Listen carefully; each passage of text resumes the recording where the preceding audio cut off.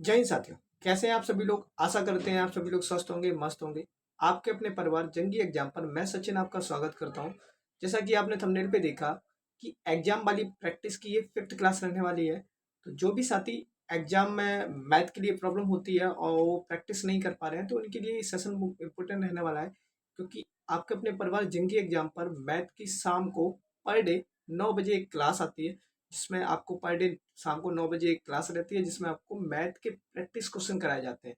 Concept भी मिलेगा आपको, प्रैक्टिस भी होगी, और प्रैक्टिस इज मोर इम्पोर्टेंट, क्योंकि अगर प्रैक्टिस जितनी आप करोगे ना उतने ही एग्जाम में आप मैथ में परफेक्ट बनोगे और एग्जाम में क्वेश्चन को फोड़ के आने वाले हो। तो शुरुआत करते हैं हम लोग अपना सेशन बिना टाइम खराब किए हुए।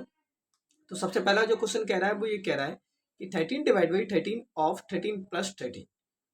देखो मेरे पास जो गिवन है ना, वो हमारे पास क्या गिवन है, हमारे पास गिवन है 13 ÷ 13 ऑफ 13 + 13। आगे उसने क्या बोला हुआ है, 13 ÷ 13 इंटू 13 + 13। अब अकॉर्डिंग टू बॉड मास, अगर हम बॉड मास के रूल के हिसाब से चलें तो सबसे पहले हमें ऑफ सॉल्व करना होगा। जैसे ही हम ऑफ सॉल्व करेंगे तो यहाँ पे आ जाना है 169। क्या आ जाना है, 169। 13 ÷ 169 + 13। नीचे अगर मैं देखूँ तो यहाँ पे देखो कितना आना है, 1 इंटू 13 + 13। इतना ही तो आना है। अब यहाँ से इसको जैसे ही हम डिवाइड करेंगे तो यहाँ पे आना है 1/13 + 13 यानी 26 आ गया। अगर मैं इसको सॉल्व करूँ तो यहाँ पे दिख रहा है मेरे को 13 का स्क्वायर होता है 169, और 1 प्लस करेंगे तो मेरे पास आ जाना है 170/13 और ये 13 को अगर मैं नीचे ले आऊँ तो मेरे पास इक्वेशन बन रही है 170/13 इंटू 26। 2 से कट कर दो, यहाँ पे आ गया 85, यहाँ पे आ गया 35। नया आंसर बन गया 85/169, और यही हमारा आंसर है। तो हमारा जो थर्ड वाला ऑप्शन है वो एकदम करेक्ट रहेगा। क्वेश्चन नंबर सेकंड की तरफ चलते हैं। क्वेश्चन नंबर सेकंड कह रहा है दो व्यक्ति क्रमशः 77 सेंटीमीटर और 88 सेंटीमीटर के कदम उठाते हैं। यदि वे चरण में प्रारंभ करते हैं, यानी वो दोनों साथ में चलना स्टार्ट करते हैं, तो न्यूनतम दूरी इंच क्या होगी उन्हें तय करना चाहिए, ताकि वे दोनों पूरे चरणों में दूरी तय कर सकें। जैसे क्वेश्चन कह रहा है 2% take step of 77 centimetre and 88 centimetre respectively. If they start in step that what is the minimum distance the should cover, so the both of them can be cover the distance in complete step। वही कह रहे हैं दोनों लोग कब तक ऐसे साथ में चलें जब तक वो दोनों लोग बराबर दूरी कवर ना कर लें ऐसे। तो हमें वो बराबर दूरी निकालनी है, यानी वो डिस्टेंस निकालनी है।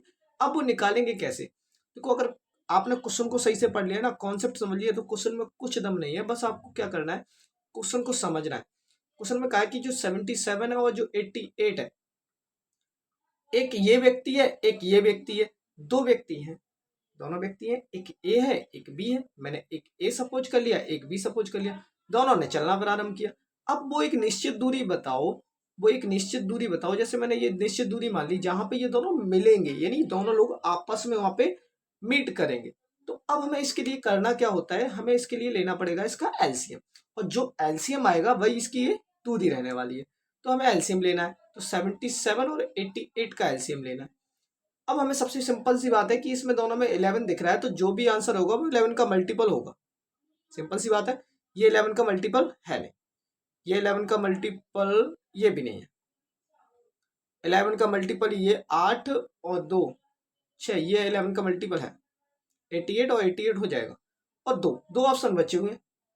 ठीक है, अगर मैं यहाँ पे बात करूं 11 का अब एक 7 का भी मल्टीपल होना चाहिए, एक 8 का मल्टीपल होना चाहिए। तो 8 का मल्टीपल चेक कर लेते हैं हम लोग। 8 का क्या मल्टीपल 616 है, और दो बचे ना, 616 बचा हुआ है, 968 बचा हुआ है। तो थ्रू ऑप्शन करने की कोशिश कर रहे हैं। अगर मैं इसे 8 से डिवाइड करूं, 8 × 5 = 40, 8 × 48, 8 × 48, 8 × 64, 8 × 8 = 56, 56 और 4, हाँ ये है भाई। अगर मैं इसे करूं 8 × 8 ये भी है। अब प्रॉब्लम आ गई, देखो यहाँ पे हमारे दोनों ऑप्शन है ना जो 8 से डिविजिबल है, तो हमें करना क्या है, सिंपल सी बात है, हमें 7 से डिवाइड करके देख लेना है या एलसीएम ले लेना। मैं एलसीएम ले रहा हूँ, तो यहाँ पे दिख रहा है मेरे को 88 सबसे बड़ा है, इसके फैक्टर किए हमने 11 और 8 आ गया। 11 इसमें ऑलरेडी आता है, 7 का मल्टीपल और कर दूं मैं, तो 88 में अगर मैं 7 का मल्टीपल करूंगा 7 8 56 होता है 5, 7 8 56 और 5 61, यानी 616 जो आंसर बनना है वो एकदम करेक्ट है, और इसका राइट आंसर होने वाला है सेकंड वाला। ठीक है,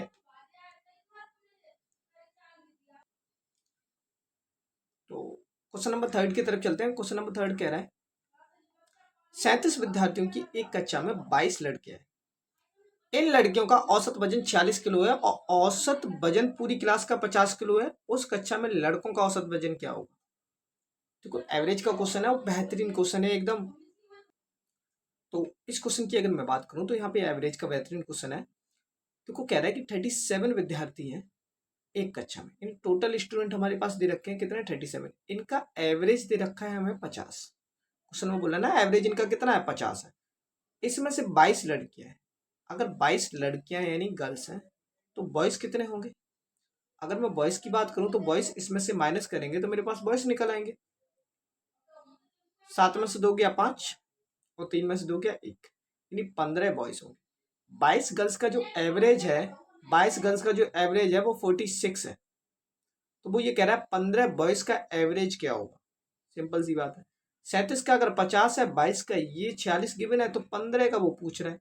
तो हमें क्या करना होगा? इनका सम निकालना होगा। एवरेज का फॉर्मूला होता है sum of all observation upon total observation, यही होता है टोटल ऑब्जर्वेशन। अगर हमें सम ऑफ ऑल ऑब्जर्वेशन निकालना है तो हमें टोटल ऑब्जर्वेशन और एवरेज का मल्टीपल करना होता है। हमारे पास टोटल ऑब्जर्वेशन है, एवरेज है, हमें सम निकालना है तो इन दोनों का मल्टीपल करना होगा। 5 7 जा 35, 3 कैरी, 5 या 15, 16 7 18, 185 आ गया, जीरो। 22 कैश में करेंगे, 2 छक्के 12, 46 का 22 में करते हैं हम लोग, 2 छक्के 12, 2 चौको 8 9, और ऐसे ही 2 9, 2 9 10 11, 9 10, यानी 10 12 इसका आ गया। अब एक बात बताना, 37 विद्यार्थियों का सम इतना आ गया, 22 का इतना है, तो बचे अगर मैं इसमें से इसको माइनस करूंगा तो बचे हुए 15 का आएगा कि नहीं आएगा? तो माइनस करो तो 10 में से 2 गया 8 और 4 में से 1 गया 3 और यहाँ पे आ गया तुम्हारे पास 8, 838 आ गया। अब अगर मैं एवरेज निकालना चाहूँ तो बस इसे 15 से डिवाइड कर दूँ। 15 अपन 75, 15 छक्के 90, 15 अपन 75 और फिर तुम्हारे पास बचा 8, 15 अपन 75, यानी अप्रोक्स आंसर आपका 55 के पास आ रहा होगा। ऑप्शन काफी दूर दूर है, यानी 55 वाला ऑप्शन बनना है, बिल्कुल फर्स्ट वाला। ओके, क्वेश्चन नंबर फोर्थ की बात करते हैं। क्वेश्चन नंबर 4 कह रहा है two number a and b are such that the sum of a 6% of a and 4% of b is 2/5 of the sum of 7% of a and 11% of b। दो संख्याएं ए और बी इस प्रकार हैं कि ए के 6%, भाई ए का 6%, ओके, प्लस बी का 4% बराबर है किसके? ए के 7% प्लस बी के 11% के योग का 2/5वां हिस्सा। ये कितना है? 2/5, 2/5 है। बस इक्वेशन ये बन गई। हमें करना क्या होता है कि हमारे पास जो लैंग्वेज लिखी हुई है उसे मैथमेटिकल लैंग्वेज में कन्वर्ट कर दो, हमारी मैथ सॉल्व हो गई। कैसे करना है वो देखो। ए का 6%, बी का 4%, और यहाँ पे ए का 7%। अगर मैं यहाँ से दोनों से परसेंट कट करूं तो यहाँ पे ये कट हो जाना है। कैसे?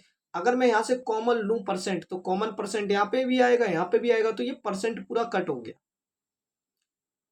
इतनी बात समझ में आई कि नहीं है? अगर भाई यहाँ से मैंने परसेंट कॉमन ले लिया, जैसे परसेंट का मतलब 1/100, और यहाँ से भी ले लिया 1/100, तो दोनों 1/100 1/100 कट हो जाने थे। बस यहाँ से सॉल्व हो गया। अगर मैं इतना दोनों कट कर दे रहा हूँ तो थोड़ा सा इजी हो जाएगा, हमें कैलकुलेशन थोड़ी कम करनी पड़ेगी, बस और कुछ नहीं है।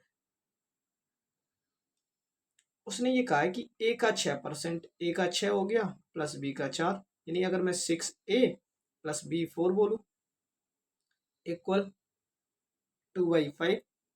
देखो कितना आ रहा है? 7a plus 11b। अगर मैं इसको इधर भेजूँ तो ये रेशियो में हो जाएंगे कि नहीं हो जाएंगे? 6a plus 4b upon 7a plus 11b, ये बराबर है 2/5 के। क्रॉस मल्टीप्लिकेशन कर दो, इसका इधर इसका इधर, 5 छक्के 30a प्लस 5 चौको 20b equal 14A plus 22B। इसको इधर भेजो ए वाले को, इसको इधर भेजो बी वाले को, तो जब इसको इधर भेजेंगे तो 30 में से 14 जाएगा 6A बचेगा। वहां पे कितना बच रहा है तुम्हारे पास? 2B। ठीक है, यही तो बच रहा है। अब देखो यहाँ पे रेशियो कितना बन रहा है। अगर मैं यहाँ पे रेशियो निकालूं तो मेरे हिसाब से रेशियो कितना आ रहा है? A/B, यानी हमारे पास आ रहा है 2/6, 1/3। लेकिन 1/3 तो कोई ऑप्शन ही नहीं बन रहा है। तो 5 5 6 जा 30, 5 4 जा 20, 7 जा 14 to 22। ओ सॉरी, यहाँ पे 13 में से 40 जाएगा, कितना बचेगा? 13 में से अगर 14 माइनस करेंगे तो 6 नहीं, यहाँ पे बचेगा 16। यहाँ पे कितना आ गया? 16। 2 से कट करेंगे तो 1/8 आ जाना है। कितना आ जाना है? 1/8। तो फोर्थ वाला ऑप्शन अपना करेक्ट बनना है। ओके, अगले की बात करते हैं। क्वेश्चन नंबर 5 कह रहा है ABC एक काम को क्रमशः, एक ए व्यक्ति है, एक बी है, एक सी है। ए किसी काम को 10 दिन में, बी 15 दिन में, सी 12 दिन में करता है। अब ये कह रहा है, देखो ध्यान से, कि अगर ये तीनों ए और बी बारी बारी से 5 दिनों तक काम किया और चले गए। भाई ए ने भी 5 दिन काम किया, बी ने भी 5 दिन काम किया और उसके बाद ये चले गए। ये तो हुआ, ठीक है। अगर इन्होंने बारी बारी से 5 दिन काम किया, अब वो ये कहना चाह रहा है, देखो अगर मैं यहाँ पे टोटल काम निकालूं, बचा हुआ काम कौन कर गया? सी। अगर मैं यहाँ पे काम निकालूं तो यहाँ पे काम कैसे निकालते हैं? काम निकालने के लिए हमें इनका लेना होता है एलसीएम। इनका एलसीएम लेंगे तो इनका एलसीएम आएगा 60। 10, 15, 12 का एलसीएम लो, 15 बड़ा है, 15 के फैक्टर में 10 आता है, 2 5 आता है, 2 नहीं आता, तो यानी 30 हो गया। इसमें कितना आता है? 2 और आ जाएगा तुम्हारे पास, 30 दूनी 60, क्योंकि यहाँ से तुम्हें 6 मिल रहा है, 6 इसमें आता है, 2 नहीं आता। 60 आ गया कि नहीं आ गया? बस 10 से डिवाइड करोगे तो 6, 15 से करोगे 15 चौको 60, 12 से करोगे तो कितना आएगा? 5। अब वो ये कह रहा है कि ए और बी ने बारी बारी से 5 दिन काम किया। ए ने भी 5 दिन काम किया, बी ने भी 5 दिन काम किया, तो 6 4 10। ए प्लस बी का एक दिन का काम कितना था? 10 यूनिट। 5 दिन का काम कितना होगा? 50 यूनिट। अगर एक दिन का 10 था, 5 दिन का 50 है, तो बचा हुआ काम कितना होगा? 10 यूनिट बचा होगा, क्योंकि टोटल काम तो 60 था, इसमें 50 हो चुका है, बचा हुआ काम क्या है? 10। इस 10 यूनिट काम को कौन करने आया है? सी।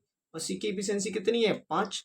जब सी की एफिशिएंसी 5 है तो हमें क्या करना होगा? 10 डिवाइड बाई 5, 5 से हम डिवाइड बाई करेंगे तो मेरे पास कितना आ जाएगा? 2। यानी सी अकेला उस काम को 2 दिन में करेगा, और फोर्थ वाला ऑप्शन एकदम राइट। Question number 6। क्वेश्चन 6 कह रहा है if the first number is 20% less than the third number and the ratio of the second number third number is 7:10, then the average of first and third number is how much percent more than the second number। यानी कहने का मतलब ये हो गया, A B C 3 व्यक्ति थे, ए की आय सी की आय से कितने परसेंट बोल रहा है? 20% लेस है, 20% लेस है।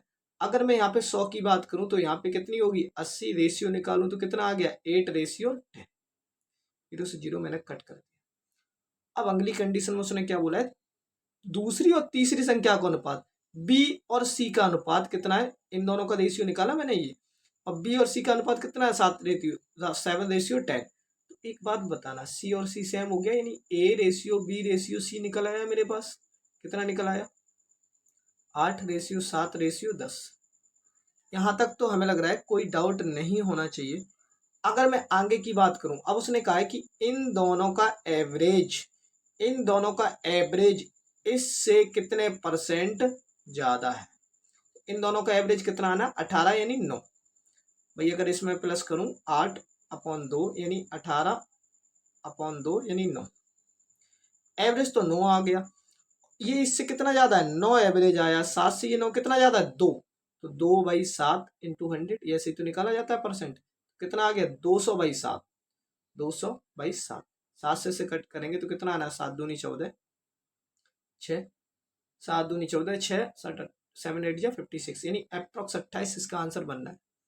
इसमें भाई 2 ऑप्शन आ रहे हैं तो एक कट कर देना, 2 और 4 में से कोई एक ऑप्शन हो जाए। क्वेश्चन नंबर 7 की बात करते हैं।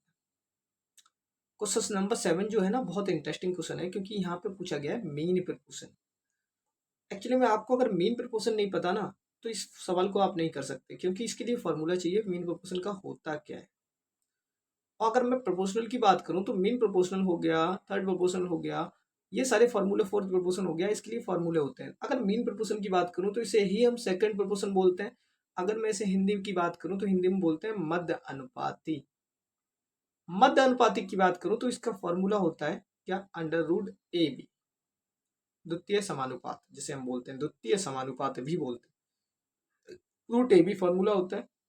बस हमें कुछ नहीं करना है, इन दोनों का आपस में मल्टीपल करा देना है। 9 × 6 = 3.61। करो भाई, इसका मल्टीपल क्या आएगा। अगर मैं इन दोनों का मल्टीपल करूंगा तो देखो, पहले अगर 1 का 1 में करूंगा तो लास्ट में 1 ही आना है, सिंपल सी बात है ना। 1 का 1 में करूंगा 1 आना है। अब इसमें से एक ऐसा स्क्वायर ढूंढो जिसका यूनिट प्लेस बनाता हो। 7 का 49 आता है, 8 का 64 आता है, 7 का 49 आता है, 9 का सिर्फ क्या आता है, 1। तो आंसर तुम्हारा सी वाला, थर्ड वाला सही। हमें इनका मल्टीपल करने बैठना नहीं है कि हमने इसका मल्टीपल करेंगे, थ्रू यूनिट प्लेस भी हम इसको सॉल्व कर सकते हैं, हमने वही किया। 1 का 1 मल्टीपल करेंगे 1 आएगा, और 1 किसका स्क्वायर होता है, 9 का अगर स्क्वायर करते हैं तो 1 आता है, बाकी किसी में नहीं आते, तो हमारा थर्ड वाला ऑप्शन एकदम करेक्ट। ओके, क्वेश्चन नंबर 8 की बात करते हैं। क्वेश्चन 8 कह रहा है कि दिशा ने प्रतिवर्ष साधारण ब्याज पर 9 वर्ष के लिए 20,000 रुपए की राशि पर निवेश किया, कुल 33,500 की राशि प्राप्त की। देखो, अगर उसने 9 वर्ष के लिए लिए, यानी टाइम तुम्हारे पास कितना है, 9 ईयर है, प्रिंसिपल है तुम्हारे पास 20,000, अमाउंट है तुम्हारे पास 33,500। अब वो ये पूछ रहा है रेट क्या होगा। तो यहाँ से अगर मैं ऐसा ही निकालूं तो ऐसा ही यहाँ से निकल आएगा कैसे। ऐसा ही का फॉर्मूला होता है भाई, अगर मैं अमाउंट का फॉर्मूला लगाऊं तो प्रिंसिपल प्लस ऐसा ही होता है, तो amount minus principal equal to ऐसा ही निकल आना है। बस माइनस कर दो, इसमें से कितना आ रहा है, 0 0 5 और 3 1, 13,500 आ रहा है। 13,500 ऐसा ही आ गया, 13,500 ऐसा ही आ गया। प्रिंसिपल कितना है तुम्हारे पास, 20,000, टाइम 9 है, रेट निकालना है इंटू 100। 2 जीरो ये कट हो गए, और 2 जीरो ये भी कट हो गए। 9 से इसे कट करेंगे तो कितना आ जाना है तुम्हारे पास, 9 से इसे कट करेंगे तो मेरे पास आना है 9 1 9, और 4 9 अपना 45 अपॉन 2, यानी मेरे पास 7.5 आ गया, 7.5 आ गया। ये थर्ड वाला आंसर एकदम करेक्ट। ओके, चलो आगे चलते हैं, थोड़ा सा आगे और देखते हैं क्या होने वाला है क्वेश्चन नंबर 9 में। अगर सेशन अच्छा लग रहा हो तो सब्सक्राइब जरूर कर लें चैनल को, अपने ज़्यादा से ज़्यादा शेयर करें। क्वेश्चन नंबर 9, 110 मीटर और 85 मीटर लंबी दो रेलगाड़ियां क्रमशः 12 मीटर और 7 मीटर प्रति सेकंड की गति से एक ही दिशा में चल रही। देखो, दो ट्रेन है, एक इधर ऐसे दिशा में चल रही है, ये भी एक ऐसी दिशा में चल रही है, दोनों सेम डायरेक्शन में चल रही है। जब दोनों सेम डायरेक्शन में चल रही हैं तो मेरे पास, अगर दोनों सेम डायरेक्शन में चल रही है ना, तो वो ये कह रहा है तुमसे, वो ये कह रहा है कि ये 110 मीटर लंबी है, ये है 85 मीटर लंबी, और दोनों सेम डायरेक्शन में, ये भी चल रही है 12 मीटर पर सेकंड के हिसाब से, ये चल रही है 7 मीटर पर सेकंड के हिसाब से। तो देखो, जब दो रेलगाड़ियां समान दिशा में चलती है ना, सेम सेम डायरेक्शन में चलती हैं, तो जब सेम डायरेक्शन में चलती हैं तो हमारी जो स्पीड होती है ना, वो होती है माइनस। जब समान दिशाएं में चलती हैं तो हमारी स्पीड जो होती है वो माइनस होती है, लेकिन जब अपोजिट डायरेक्शन में आती हैं तो हम इन दोनों को प्लस करते हैं। तो अभी हमें करना होगा माइनस। तो मेरे पास टोटल डिस्टेंस कितनी आ गई, टोटल डिस्टेंस देखो कितनी है, 110 प्लस 85, 5 8 9 1, 195 हो गई। अगर मैं इसमें से इसको माइनस करूंगा तो 12 में से 7 गया 5, स्पीड है मेरे पास कितनी, 7 मीटर पर सेकेंड, और ये है 195 मीटर। हमें निकालना क्या था, टेनिक पार करने में, यानी हमारे पास सिंपल सी बात है, टाइम की बात कर रहा है तो हम क्या करेंगे, 195/5, ये 5 आया, 5 से कट किया, कितना आया, 5 5 15 5 45, 39 सेकेंड आ गया। तो उसे पार करने में कितना टाइम लगेगा, 39 सेकेंड का टाइम लगने वाला है। ओके, अगले क्वेश्चन की बात करते हैं। अगला क्वेश्चन देखो क्या रहने वाला है, क्वेश्चन नंबर 10। क्वेश्चन नंबर 10 कह रहा है कि एक गोले का पृष्ठीय क्षेत्रफल 616 सेंटीमीटर है, पृष्ठीय क्षेत्रफल यानी सरफेस एरिया। सरफेस एरिया की बात करूं तो सरफेस एरिया का फॉर्मूला होता है 4 पाई r स्क्वायर। बस हमें यही निकालना है। देखो कैसे निकालते हैं, 616 डिवाइड बाई 4 इंटू पाई की वैल्यू क्या होती है 22/7, यानी यहाँ पे 7 यहाँ पे 22 इक्वल आर स्क्वायर। 11 से कट कर दो, 11 से कट किया 5 5, 11 पंचे 55 और 6 11 छक्के 66, यहाँ पे 2 बार गया ये। 2 से कट किया तो कितना आया 28, 4 से कट किया तो 7, यहाँ पे आ गया 49। आर स्क्वायर इक्वल टू 49 आ गया, तो आर की वैल्यू कितनी रही होगी 7। जब आर की वैल्यू 7 रही होगी तो हमें अगर डी निकालना होता है डायमीटर, तो कैसे निकलता है 2r, 2 इंटू 7 यानी 14। ठीक है, तो आज के सेशन में हम इतना ही रखते हैं, और बाकी सेशन कैसा लगा कमेंट सेक्शन में ज़रूर बताएं। और अगर अभी तक आपने अपने परिवार को सिंगे एग्जाम को सब्सक्राइब नहीं किया है तो सब्सक्राइब जरूर कर लें, और ज़्यादा से ज़्यादा शेयर करें और लाइक एंड बेल आइकन को प्रेस कर लें, जिससे इसी तरह की क्लास आप तक पहुंचती रहे और आप अपनी तैयारी को बेहतर बना सकें। जय हिंद।